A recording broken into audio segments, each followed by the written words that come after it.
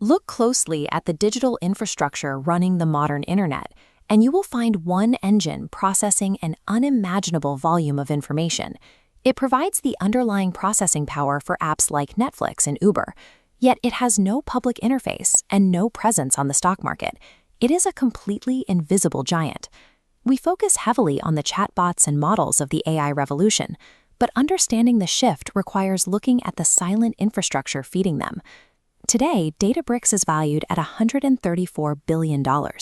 Its current dominance is the result of solving a catastrophic mechanical failure that nearly killed the big data era in 2009. In 2009, researchers at UC Berkeley realized that the global explosion of data had finally collided with the physical limits of computer hardware. The industry standard at the time was Hadoop MapReduce. It was the primary way companies processed massive datasets, but it was built on a flawed architectural premise. Between every step of a calculation, Hadoop forced the system to write its intermediate results down onto a physical, spinning hard drive. Because the computer had to wait for a mechanical arm to etch data onto a magnetic platter, tasks requiring multiple passes over the same information, like machine learning, were too slow to be useful. The big data revolution had reached a physical ceiling. Moving forward required moving beyond the mechanical speed limits of the hard drive.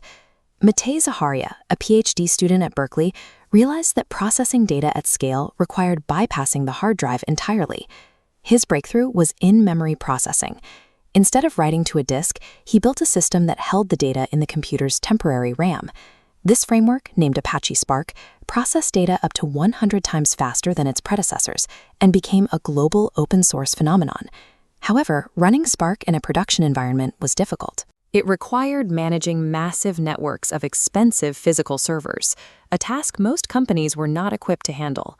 In 2013, the Berkeley researchers founded Databricks to offer Spark as a managed cloud service, handling the complex server infrastructure behind the scenes.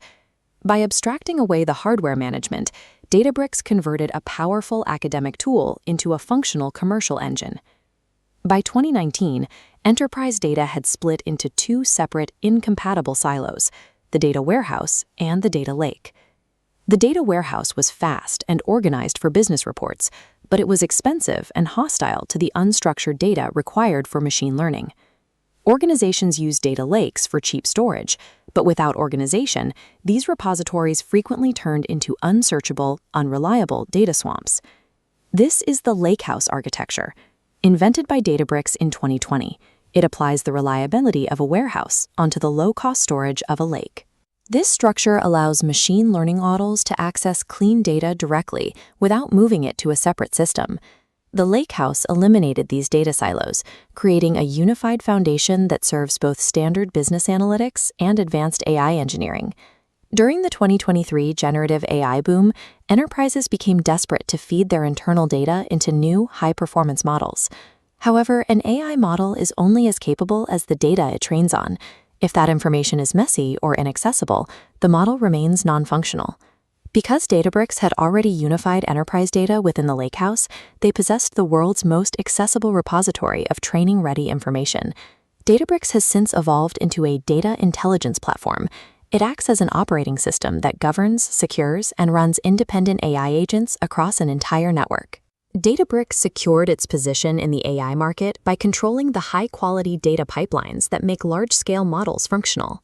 In December 2025, Databricks raised $4 billion in a Series L round, a massive validation of their infrastructure-first strategy.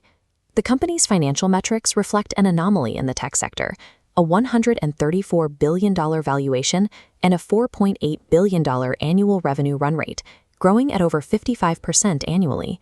CEO Ali Ghodsi has strategically avoided an IPO.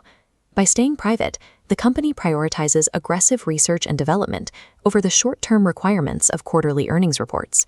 The journey from a Berkeley research lab to a $134 billion titan shows that the true value in the AI era lies with the architects of the underlying data layer.